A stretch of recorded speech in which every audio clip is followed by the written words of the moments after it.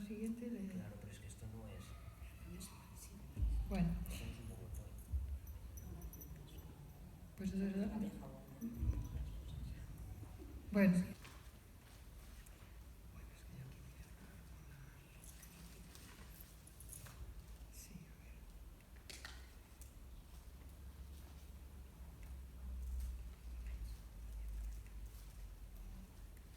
Seguramente que habréis oído hablar probablemente del patronato de la mujer, de la represión sobre las mujeres que consideraban descarriadas, entre comillas, y bueno, de eso se ha hablado bastante.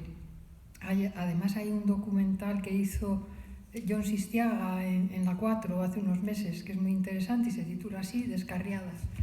Está a disposición en la web de 4.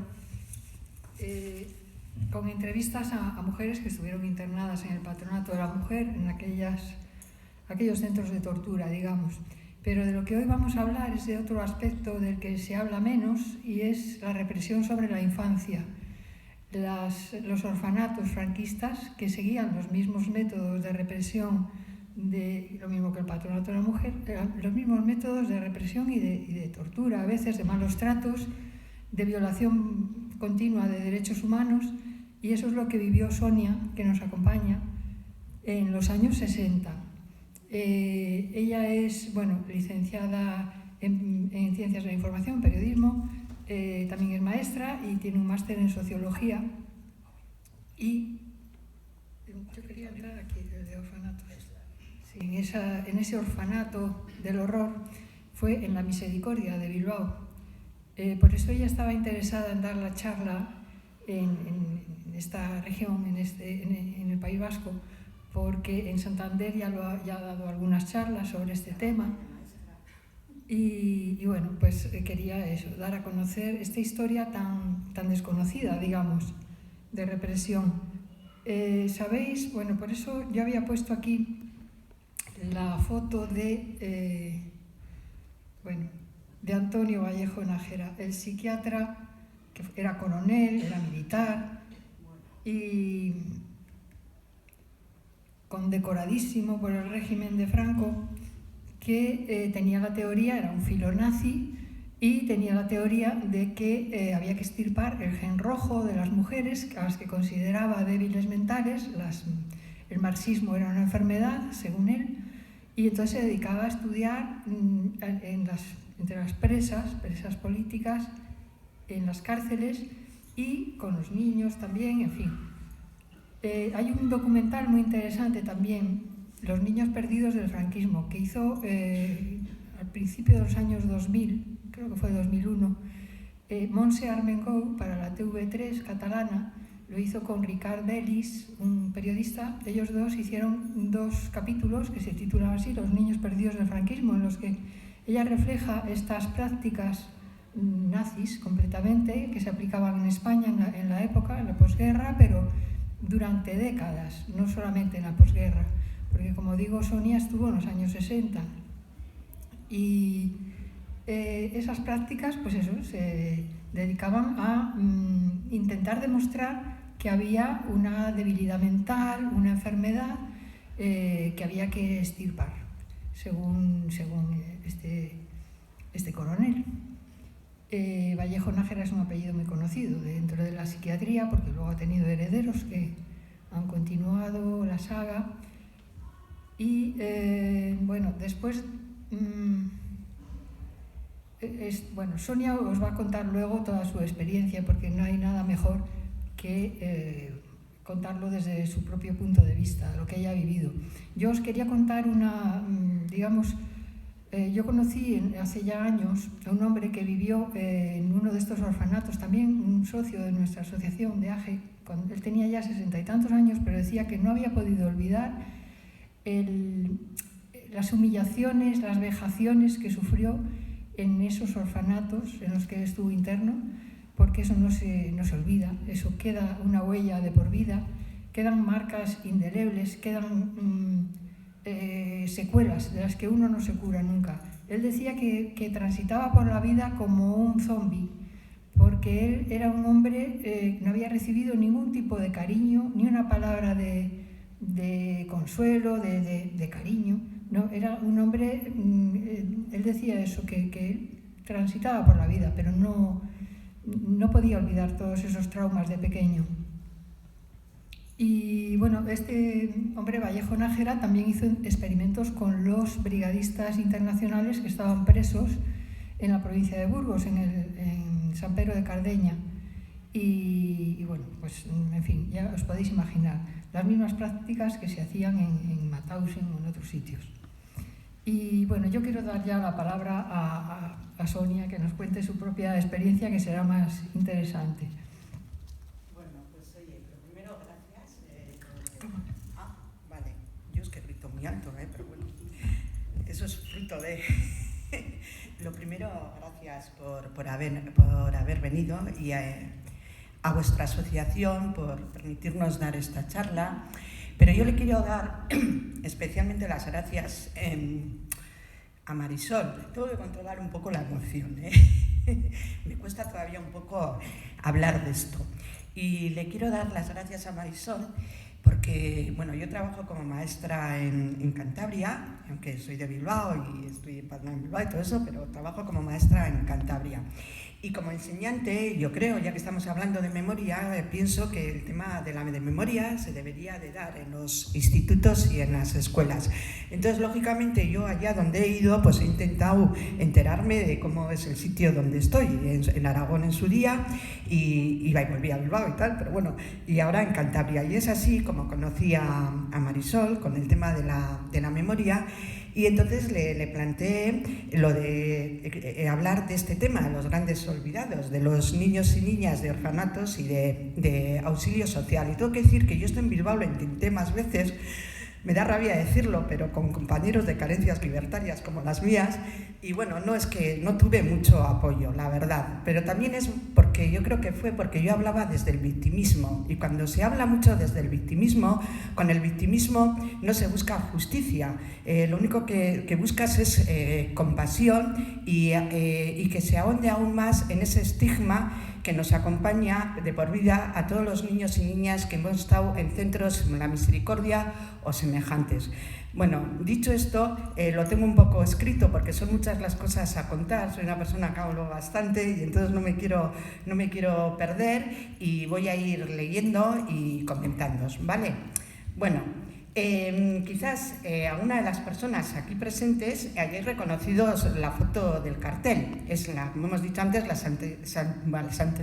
Santísima y Realísima Casa de la Misericordia de Bilbao. Conocido orfanato y asilo, reconvertido hoy en día en residencia y que ahí está impune a la violación de derechos humanos que sufrimos los niños y niñas ahí internados antes y durante el franquismo. Alguien pensará, bueno, pero este centro ya estaba, claro, y las cárceles también, y hablamos de cárceles franquistas. Por lo tanto, yo creo que tenemos que hablar de orfanatos de la dictadura, porque sobre estos espacios, estructuras carcelarias por su funcionamiento, se ejerció una gran represión, Estuve interna en la Meca. Nosotros le llamábamos la Meca a la Misericordia, entonces me vais a oír mucho. Ay, me siento un poco incómoda. Si hablo así, ¿me oís? ¿Atrás me oyes? ¿Me oís? Sí, es que me siento incómoda. Vale, si no me oís, pues lo cojo. Vale, grito un poco, vale. Estuve interna en la Meca, bueno, nosotros le llamábamos la Meca a la Misericordia. Permanecí desde los 6 a los 14 años y entré en el año 1967 por causas estructurales. Y esto tiene que quedar bien claro, causas estructurales. Como la gran mayoría de los niños y niñas que terminaron en estos centros y otros parecidos. Durante mi estancia viví dos etapas, una muy cerrada, muy de cárcel, aislados del exterior tanto familiar como social, y sometidos a un régimen de violación sistemática de los derechos humanos, donde los malos tratos físicos y psicológicos formaban parte de nuestra vida. Asimilados y normalizados por nosotras mismas, puesto puesto que eran algo permanente en nuestro discurrir diario. Los acabábamos, como os diría yo, normalizarlo. Lo teníamos muy normalizado. Era como muy normal que nos pasara lo que nos pasaba. Más o menos hacia el año 1972 se dio un proceso de ruptura con ese régimen cerrado, rompiéndose en parte esa estructura carcelaria, pero no se quebró en su totalidad ese universo específico que impregnaba antes y en la actualidad también a los pobrecitos huérfanos, a los desamparados, a los abandonados, etc. Esta charla se va a centrar en esos años de plomo y en el proceso de prisionerización y en la violación de derechos humanos que sufrimos durante la misma. A estos centros no los considero colegios porque su funcionamiento, su estructura corresponde con instalaciones carcelarias y no se les puede semejar ni comparar con colegios de internados ni con las escuelas franquistas en sí. Éramos niños y niñas encarcelados, prisionerizados. Pero para hablar de estos centros hay que denunciar el estigma de los abandonados, los desamparados, etcétera, con los que se ha llevado a cabo, con los que se dice que se ha llevado a cabo una gran labor humanitaria a través de la beneficencia. Estigma que nos acompaña a lo largo de nuestra vida y que hoy en día también lo sufren niños y niñas que están en centros de menores, en pisos, etc.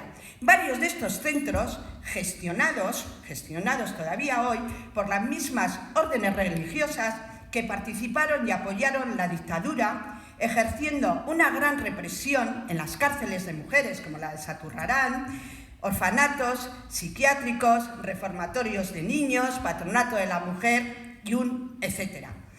Estigma que en la actualidad se sigue usando, recurriendo a la pena, compasión, por ejemplo, en la publicidad que desde las diputaciones para reclutar familias de acogimiento previamente seleccionadas y amaestradas en base a criterios que el sistema considera que corresponde a familias de bien. Voy a hacer un inciso. Yo con esta charla no solamente quiero hablar del antes, quiero hablar también de la hora, porque cuando hacemos memoria pedimos justicia, reparación y no repetición. Por eso estoy hablando también de la actualidad. Sigo. Lo primero que tenemos que hacer es desechar ese estigma que nos ciega y nos impide analizar las causas estructurales por las que se termina en estos espacios y que tienen que ver con la desigualdad social, la disidencia y la diversidad, con el tipo de sociedad capitalista, patriarcal y capitalista en la que vivimos. Para combatir este estigma tenemos que preguntarnos cuál es el origen de estos orfanatos creados por las clases dominantes y por las religiones en general con el fin de controlar, vigilar y castigar a la disidencia, a la diversidad familiar, sexual y a las diversidades disfuncionales. Una herramienta penalizadora cuyo fin no era esa labor humanitaria, sino perpetuar su poder, controlando a los indeseables, miserables, domesticarlos y convertirlos en fieles súbditos de las clases dominantes. Y de las estructuras carcelarias y de las estructuras eclesiásticas. Con ello quiero dejar claro que ni antes ni en la actualidad no somos los orfanitos, los abandonados, somos hijos e hijas de la disidencia y de la desigualdad, de esta sociedad patriarcal que, entre otros aspectos, ha criminalizado y estigmatizado a las mal denominadas madres solteras. Son muchas las personas que conocen la misericordia y muy pocas son las que se han preguntado qué pasaba en su interior, cegadas por ese estigma, por esa buena labor de beneficencia que tan profundamente ha calado incluso dentro de la izquierda. Son muy pocos los estudios llevados a cabo, los libros publicados. Somos, como dice Francisco González de Tena, sociólogo y entre otras titulaciones, y que que él nos denomina o nos llama la infancia invisibilizada, los olvidados. Tena es de los pocos que ha rescatado del olvido a niños y niñas que estuvieron en esos centros y ha visibilizado la fuerte represión ejercida contra los mismos por la dictadura franquista. Tena ha investigado con su tesis Puentes de Escarcha los procesos de socialización de niños y niñas que estuvieron en estos espacios en los años 40 y 60 y algo. Varios de sus testimonios se recopilan en su libro Los niños invisibles del cuarto oscuro. Ángela Cenarro es también de las pocas historiadoras que ha estudiado este tema. A estas investigaciones se suma el documento Los internados del miedo. No hace mucho, la Meca salió a relucir en los medios de comunicación a consecuencia de los abusos sexuales. 2 niños, basándose exclusivamente en su dolor, en su victimismo y en clave masculina, hablaron de estos abusos por parte del señor director, descentralizándolos de lo que era la violencia franquista aplicada en la Misericordia y centros similares. Su testimonio ignoraba y no hablaba de la violación sistemática de los derechos que se dio en la Misericordia. Esos abusos eran una más de las aberraciones cometidas contra nosotros y nosotras prisionerizados. Nuestros cuerpos, nuestras mentes, todo nuestro ser estaba a su libre disposición y podían hacer con nosotros y con nosotras lo que quisieran. Hablar desde su dolor, sin analizar y cuestionar, no es buscar justicia, es aliviarse a uno mismo y favorecer a aquellos que lo propiciaron y que quieren que lo ocurrido en la Misericordia se quede en esos abusos, ignorando y ocultando todo lo demás. Y ella, para hablar de orfanatos y de cárceles de niños y niñas, tenemos que contextualizar qué hizo y qué buscaba la dictadura con estos espacios. Los nazis se basaron en la eugenesia de la raza. Franco aplicó la eugenesia de la hispanidad con mayor contundencia en las estructuras carcelarias, orfanatos, cárceles de mujeres. El fascista Antonio Vallejo Nájera, el precursor de esta eugenesia y que daba respaldo científico, entre comillas, a la dictadura. Bueno, era este señor. Nájera consideraba que los rojos, comunistas, anarquistas, etcétera, y la disidencia en general, tenían un gen que los convertía en tales y que había que extirpar. Referente a las mujeres, ofreció al fascismo el marco científico, entre comillas, para convertirnos en el modelo de mujer que la dictadura quería, avalado también por la Iglesia por obra y gracia divina. Según Nájera, las mujeres éramos propensas por nacimiento a la maldad, depravadas, las que nos tenían que enseñar a controlar nuestros instintos, etc. Esto es lo que teorizaba este fascista, entre otras aberraciones. Esa teoría es la que se aplicó con las presas republicanas a las que el régimen ni tan siquiera las dio el estatus de presas políticas. Para aplicar esa eugenesia y conseguir ciudadanos fieles y leales al nacionalcatolicismo, a Franco y a Dios, había que hacer una intervención en los ambientes. Y para ello se tenía que alejar, separar a los hijos e hijas de los republicanos de sus familias. Pero el franquismo desconfiaba también de las familias obreras, a las que consideraba débiles y no capacitadas para aplicar esa labor de la eugenesia de la hispanidad. Es por eso mismo que el aislamiento familiar y social fuera una de las líneas de intervención aplicada en los orfanatos como la Misericordia y en centros de auxilio social. Para seguir con este contexto, tenemos que hablar de lo que era auxilio social, de cuyo entramado formaron parte los orfanatos, entre ellos la Misericordia.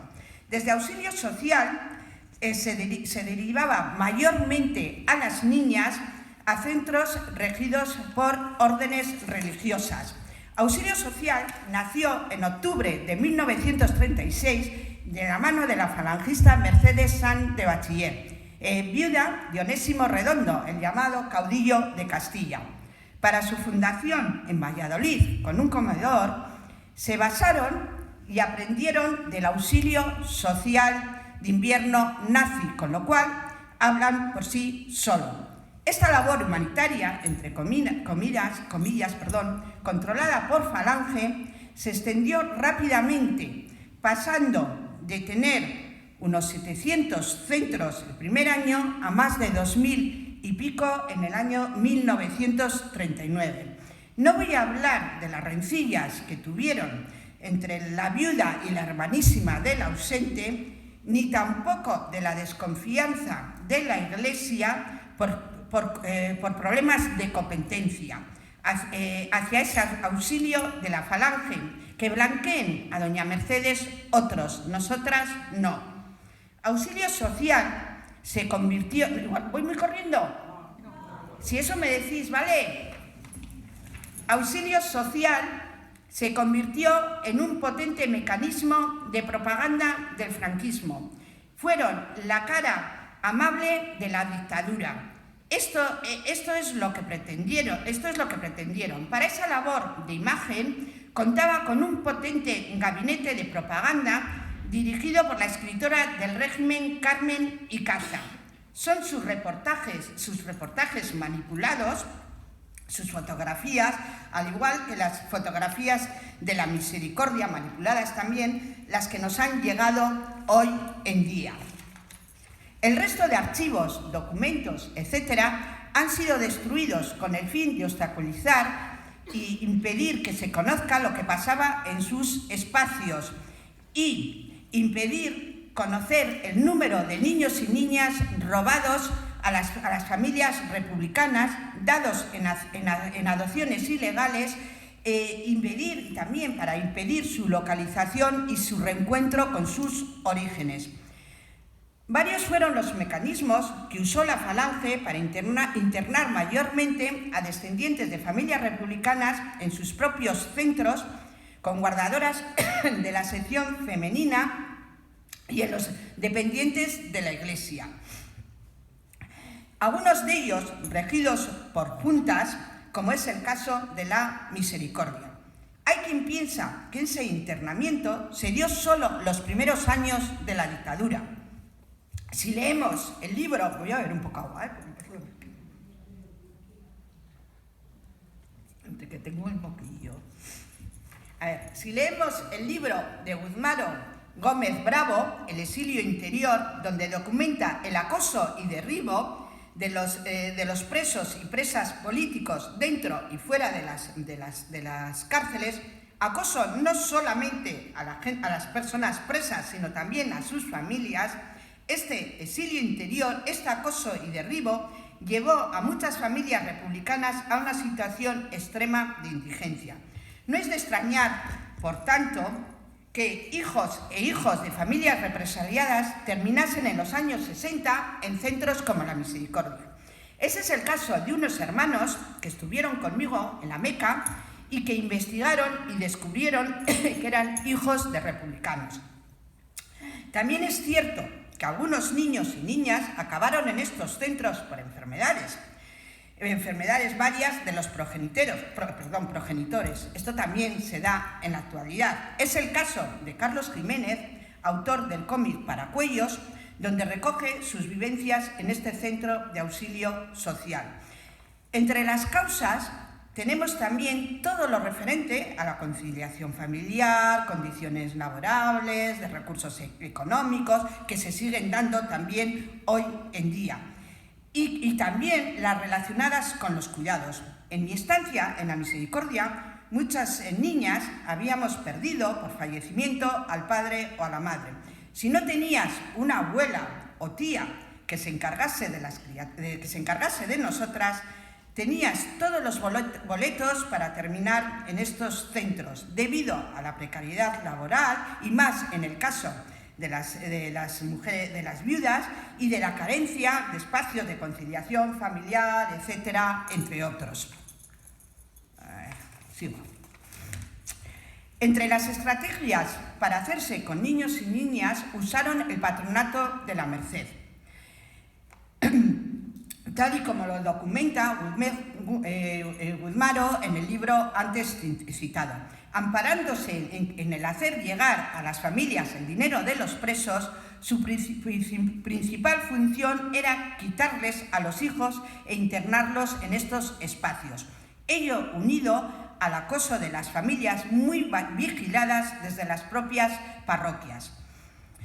A esta vía se une la batida que hicieron por los pueblos y ciudades para hacerse con la infancia en situación de calle, llevados a este extremo por la ruptura familiar, encarcelamientos, fusilamientos, etc. También aplicaron la devolución y secuestro de los niños y niñas enviados al exterior por la República con el fin de protegerles del levantamiento fascista. Devolución, en algunos casos, llevados a cabo con la colaboración de gobiernos como el francés. Y en el caso de no contar con ese apoyo, aplicaron el secuestro puro y duro. Por supuesto, estas devoluciones no contaron ni con el apoyo de las propias familias ni de las de acogida. Por último, tenemos los secuestros de los hijos e hijas de las presas republicanas. Conocido es el caso de la cárcel de Saturrarán y la llamada Operación Hospicio. Muchos niños fueron arrancados de sus madres y llevados en vagones repartidos por centros diferentes. Son muchos los niños y niñas robadas a las presas. Son varios los colectivos que reclaman justicia por este crimen de lesa humanidad, aunque no sea reconocido como tal. Estos robos e internamientos se reforzaron con la promulgación de 2 decretos en los años 1940 y 1941. Por una parte, se autorizaba a Auxilio Social y a las órdenes religiosas a cambiar los nombres y apellidos de los infantes, falsificando partidas de nacimientos, etc. Esto permitió, por un lado, las adopciones ilegales y, por otro, el no poder localizar a esos niños y niñas robados. Con el otro decreto se retiraba la custodia a aquellas familias que no comulgaban con el régimen. Estas retiradas irregulares de custodia se siguen dando hoy en día y son cada vez más las denuncias que llegan a los medios de comunicación. Cuando leí los relatos de esos niños y niñas, tanto en el libro de Tena como en el de Ángela Cenarro, Niños y niñas de auxilio social, me sorprendió que sus experiencias vividas eran similares e incluso iguales a las nuestras en la misericordia. Son muchas las coincidencias y similitudes, empezando por ese proceso de prisionerización que vivimos unos y otros y que implica una adaptación a la instalación, a la vida carcelaria, como era la Meca y otros centros semejantes. Adaptación que nos hizo desarrollar unas estrategias de sobrevivencia y que castró un proceso de socialización en nuestro ambiente familiar y social. Esta prisionerización ha tenido consecuencias psicológicas y sociales como la despersonalización, deslocalización, ansiedad, desconfianza, pérdida de autoestima, etcétera, que Tena ha investigado con la tesis antes mencionada. Este proceso afectó también a nuestra vuelta al exterior, a la vida social y familiar. Fuera de esa verja, cada niño y niña habrá hecho frente a esas dificultades en función de su personalidad, creencias, identidad política, etcétera, y por supuesto, dependiendo también de los apoyos con los que se hayan encontrado. ¿Me seguís, no? Sí, vale, sigo. Pero todas y todas hemos vivido esa prisionerización, unos más en más, otros menos, en función de los años que hayamos estado en estos lugares, y que ha tenido consecuencia en nuestro desarrollo cognitivo, personal y social. Esta prisionerización se iniciaba en la Meca y en la Misericordia y otros orfanatos con la imposición del uniforme carcelario. Lo llamo así porque las características del mismo eran tal cual, uniforme de cárcel.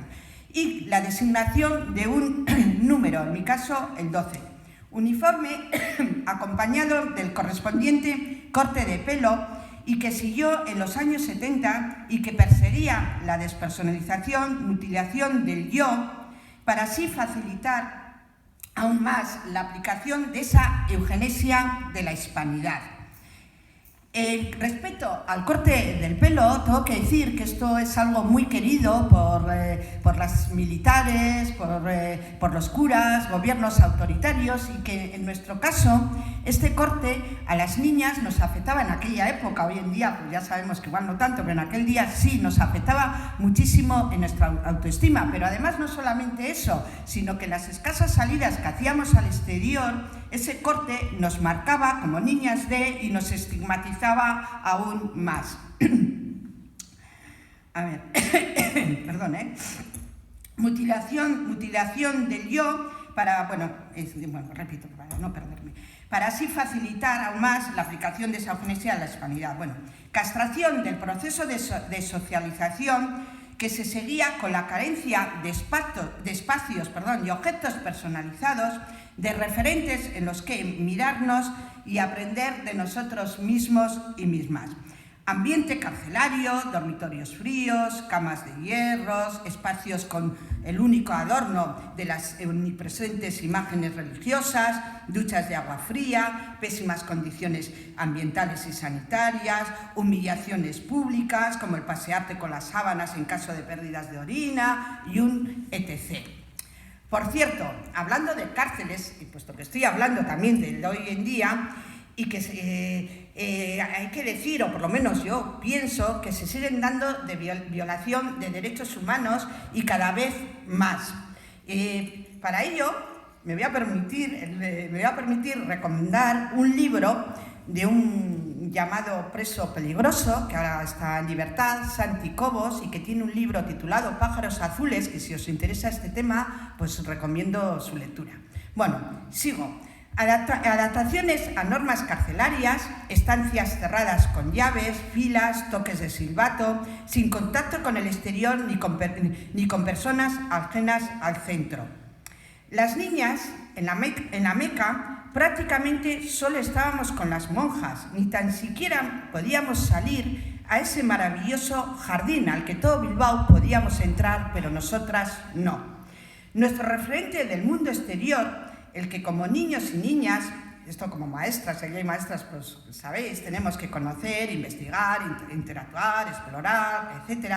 Ese saber era exclusivamente a través de las miradas y referentes de las órdenes religiosas y de la falange, nuestros carceleros y carceleras.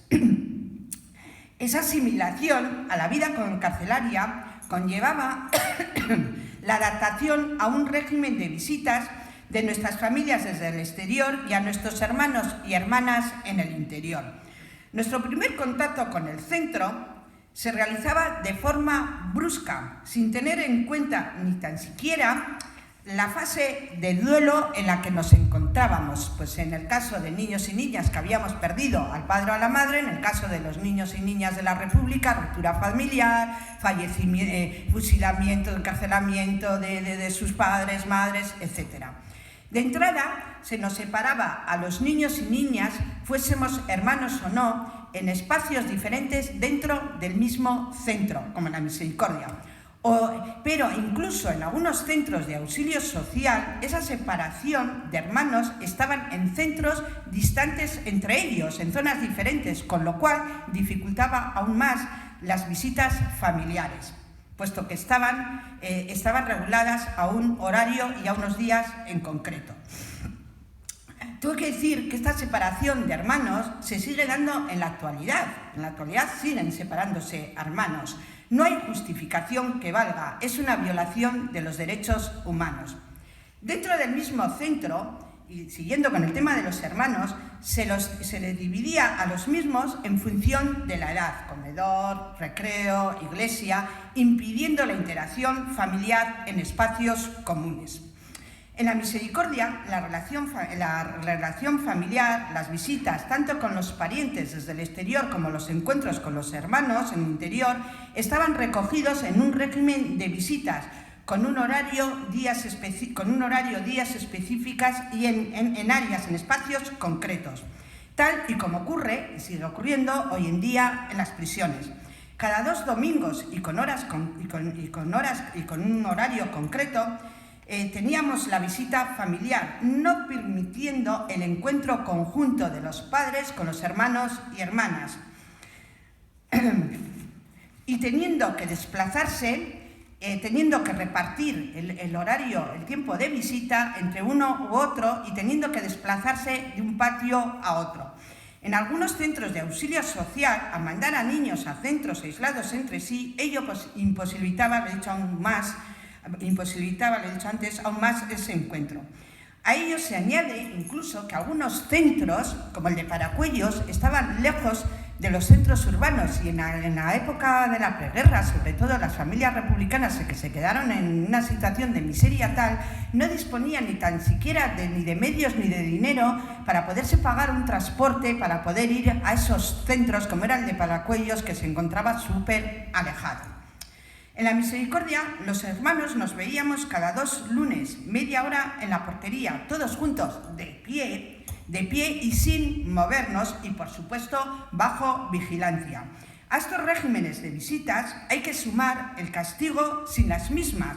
Como ese, os voy a contar un caso de 2 hermanos del tema de la República. Su padre le fusilaron, entonces a la madre, cuando iba a hacer la visita, le decían que estaban castigados, y a los hermanos les decían que la madre no había ido a visitarlos. ¿Qué es lo que buscaban? Pues esto de la eugenesia, la hispanidad, que sus hermanos se apartasen de su madre, que odiasen a la madre, y se enteraron a la salida de lo que realmente pasaban. En este caso no consiguieron alejar a esos chicos de su madre, pero en otros casos sí que lo consiguieron. Esta ruptura con la familia, esta descontaminación y alejamiento del entorno social y familiar, esa deslocalización se aplicaba también con los escasos permisos carcelarios de salida al exterior, y una vez separados unos de otros. Por ejemplo, en la misericordia, los niños y niñas salían en julio, las niñas y niñas en agosto. En las navidades, los niños salían en diciembre y las niñas en enero. La salida carcelaria del verano tenía una duración tope de 20 días máximo, número que se acortaba en función del comportamiento. Con respecto al tema de las salidas de Navidad, el tope era 6 días. Y el número de días, lo mismo, se acortaba en función del comportamiento. Castigo para los propios niños y castigos también para las familias.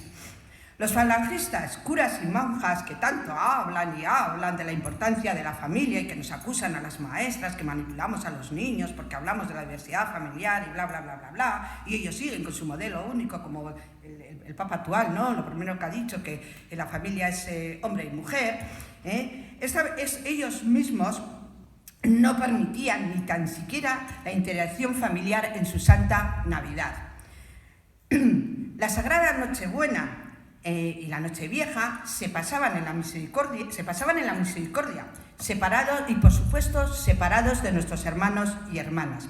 La crueldad y sadismo se reflejaba en el Día de Reyes.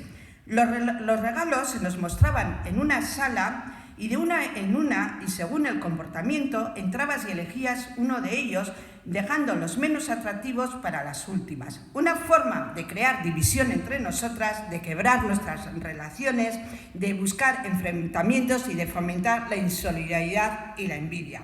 Muy a su pesar y a pesar de la situación de adversidad, nosotras conseguimos mantener, y para el disgusto de ellas, unas buenas relaciones. Nos queríamos, nos protegíamos, Al menos ese es mi recuerdo, lo cual es un triunfo para nosotras y un fracaso para ellos. Hicimos una resistencia al franquismo con las relaciones que teníamos entre nosotras y nosotras. Ángela Cenarro y Guzmaro, en sus investigaciones, hablan precisamente de eso, de las resistencias, de que a pesar de todo hubo resistencias, como las que hicieron las presas políticas en las cárceles, hubo resistencia de familiares que renunciaron, mujeres sobre todo, a ese dinero que les daban desde el patronato para evitar que les quitasen a sus hijos y se escaparon. Es verdad que no todo el mundo lo podía hacer, que era muy difícil, y hubo resistencia y hubo la resistencia propia de nosotros, de los niños y niñas que estuvimos en esos espacios, y que seguramente muchos de los que hemos estado ahí recordamos aquellas escapadas, aquellas salidas, salidas dentro del espacio, ese romper norma con mucho cuidado, claro está, de que no nos pillaran, ese romper que en realidad eran unas formas de resistir. También esas resistencias, he dicho que las hicieron padres, y en mi caso concreto, en la Misericordia, mi padre fue uno de los que resistió y que rompía cada vez que él quería la norma esa de que solamente me podía visitar en un determinado día. Su acción directa llegaba hasta tal nivel que yo un día lo pienso y digo, madre mía, cómo lo hacía, que subía con el coche de la autoescuela, porque era profesor de autoescuela, y se plantaba a la hora que fuese en mitad del colegio y nadie le impedía ir donde mí y darme un abrazo. Pero he visto venir una madre de París, supongo que migrante gallega, y decirle a la monja que se fuera, que no había permiso. Eso se me quedó que no era día de visita. Eso se me quedó muy grabado, pero que muy grabado. Vale,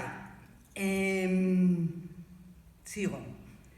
Resistencias que igual no nos las hemos planteado como tales, y que esto es muy importante, porque a pesar de lo que hicieron con nosotros, hubo niños y niñas cuya eugenesia de la hispanidad no triunfó, y aunque hubo muchos de ellos que tragaron con todo lo que el régimen quería que tragasen, incluso muchos niños y niñas acabaron de curas y monjas, es cierto también que de estos centros ha salido mucha gente resistente y combativa al franquismo. Bueno, sigo. ¿Cómo vais?